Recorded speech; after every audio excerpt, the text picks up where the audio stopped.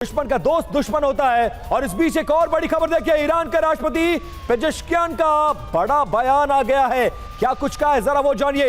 यह हमला दुनिया के मुसलमानों के खिलाफ है, अपने लिए समर्थन की अपील। ईरानी ग्रैंड मुफ्ती का ट्रंप पर फतवा इस बीच जारी किया गया है। ट्रंप की हत्या का देखिए बहुत बड़ी खबर, ट्रंप की हत्या का फतवा जारी किया गया है।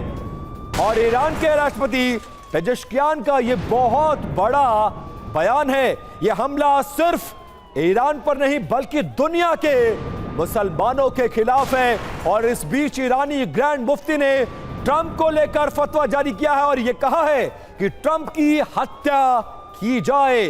और इस बीच तेहरान हो, ईरान हो, इराक हो, मिडिल ईस्ट के तमाम देशों वार पलटवार दोनों तरफ से किया जा रहा है और दुनिया भर के मुसलमानों से एक तरह से वो समर्थन मांग रहे हैं। और बहरीन में अमेरिकी सैन्य अड्डे पर बड़ा हमला कर दिया गया है। ईरान के हमले से अमेरिकी बेस धुआं धुआं हो गया।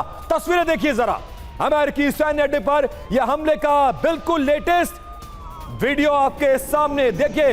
ईरान हमले के बाद जोरदार कई सारे धमाके हुए हैं और एक बम पहले से गिरा हुआ और दूसरी मिसाइल आकर गिरती है और देखिए किस तरह का आग का गुबार उठेगा। ये देखिए, ये अपने आप पे हैरान करने वाला है। बहरीन में यूएस बेस पर हमले का ये सबसे लेटेस्ट वीडियो है।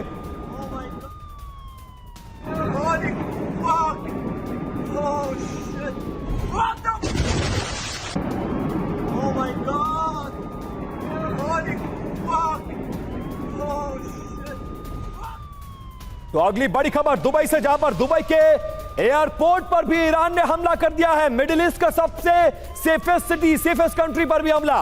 भीषण विस्फोट से धर्रा उठा दुबई का यह एयरपोर्ट। धमाके के बाद दुबई एयरपोर्ट पर देखिए चीख पुकार मच गई है। IRGC ने कहा है कि दुश्मनों को भस्म कर देंगे। और यह तस्वीरें दुबई की भी देखिए। और इसके बाद बैक टू बैक एक और आपको बड़ी खबर दिखाने जा रहा है। दुबई में ईरान का विध्वंसक अटैक और दुबई में हमले के बाद भीषण तबाही दर्ज की गई है। ईरानी हमले के बाद दुबई में चौतरफा विनाश देखने को मिल रहा है।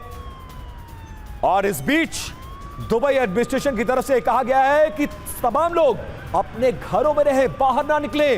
धूल और धुएं का गुबार, रिहायशी इलाकों में हमला, एयरपोर्ट तक को नहीं बख्शा गया है।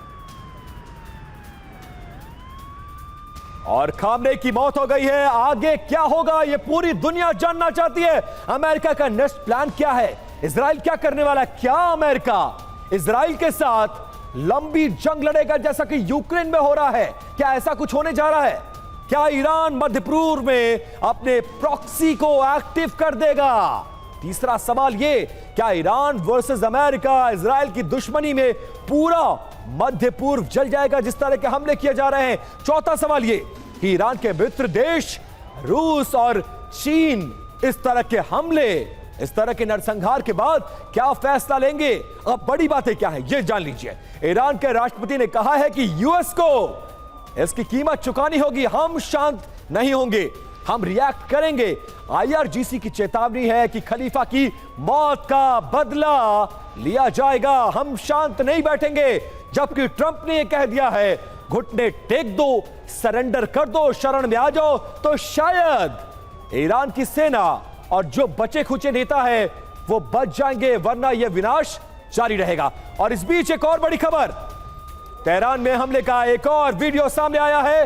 वो जरा देखिए क्या है वो वीडियो। हमले के बाद लोगों में भगदड़ का माहौल है। जिस तरह के रिहायशी इलाकों में ईरान की तरफ से मिडिल ईस्ट में हमला किया गया है, इस हमले को उसका जवाब माना जा रहा है। अमेरिका, इजराइल दोनों मिलकर इस तरह के तेहरान में हमले कर रहे हैं। लगातार पिछले कई घंटों से तेहरान के रिहायशी इलाकों में सायरन बज रहे हैं। सड़कों पर चीख पुकार बची हुई है। और इस बीच स्टूडियो में मेरी सहयोगी सुरभि भी आ चुकी है। सुरभि, बिल्कुल। और विपिन, जो सवाल आपने कहा कि पूरी तरीके से ईरान बदला लेगा, लेकिन वो बदला होगा कैसे, इसके बारे में एक्सपर्ट से सवाल करें उससे पहले ये तेहरान में हमलों के बाद बज रहे सायरन को लेकर खबर, लगातार हो रहे हमलों के बीच ये तस्वीरें तेहरान से सामने आ रही है जहां रिहायशी इलाके तक अब इन हमलों की चपेट में आ चुके हैं। हालांकि थोड़ी देर पहले हमने आपको वो तस्वीर दिखाई जहां दावा किया गया कि ये सेना का हेडक्वार्टर था जहां पर हमलों को अंजाम दिया गया, जिससे साफ था कि अब आईडीएफ ऑपरेशन को अंजाम बहुत प्रिसिजन के साथ दे रहा है, बहुत हाई वैल्यू टारगेट्स को हिट करते हुए इमारतों को ध्वस्त कर रहा है। लेकिन ये एक और इलाके की वो तस्वीर जहां लोगों की भारी भीड़, और साफ है कि अब रिहायशी इलाके भी विपिन इसकी चपेट में आ रहे हैं, क्योंकि अब आईडीएफ जिस तरीके से हम लोग को अंजाम दे रहा है उसकी अलग अलग जगहों से विपिन तस्वीरें सामने आ चुकी है। बिल्कुल सुरभि, और यह हैरान करता है, अब तक रिहायशी इलाकों को नहीं निशाना बनाया गया था, लेकिन 24 घंटे में मिडिल ईस्ट के कतर, दोहा, संयुक्त अरब अमीरात, दुबई, एयरपोर्ट्स, इन जगहों को जिस तरह से ईरान ने निशाना बनाया गया, ये उसी हमले का जवाब माना जा रहा है। और तेहरान के रिहायशी इलाकों पर अमेरिका और इजराइल की ये ज्वाइंट बमबारी बताई जा रही है, और धूल और धुएं का गुबार, चौतरफा तबाही, सड़कों पर भागते लोग हैरान परेशान, जाएं तो जाएं कहां। अगर सुप्रीम कमांडर ही सुरक्षित नहीं बचा तो अब उस देश का क्या होगा। लेकिन एक सवाल मनीष आपसे कर रही हूं, क्योंकि थोड़ी देर पहले संजय सोई सर ने भी कहा कि बहुत प्रिसिजन के साथ सिर्फ इमारतों को ध्वस्त कर रहा है आईडीएफ इस ऑपरेशन में, लेकिन अब तो रिहायशी इलाके भी इस चपेट में आ रहे हैं। ये सवाल मनीष इसलिए कर रही हूं क्योंकि आपको, अगर आप चेंज ऑफ रिजीम चाहते हैं तो लोगों के उस साथ की भी जरूरत है जिसमें आप ये साबित कर सके कि आपने किस मकसद के साथ इन हमलों को अंजाम देते हुए टॉप लीडरशिप का खात्मा किया। देखिए, ये बात तो है कि ईरान के सुप्रीम लीडर या फिर इस तरह के लोग जो कि कल के ऑपरेशन में मारे गए, उसमें से ज़्यादातर जहां रह रहे थे वो काफ़ी रिहायशी इलाका है। लेकिन आईडीएफ के हिसाब से माने तो ये बहुत ही प्रिसाइज ऑपरेशन था, और हमने उनको केवल टारगेट किया जो लोग रिजीम के साथ थे। वहीं एक बड़ी आबादी, चूँकि ईरान एक बड़ा मुल्क है और एक बड़ी आबादी जो है वो उनको नसीब ही नहीं था कि वो उस इलाके में रह सकें, जो इस रिजीम को नहीं पसंद करते हैं।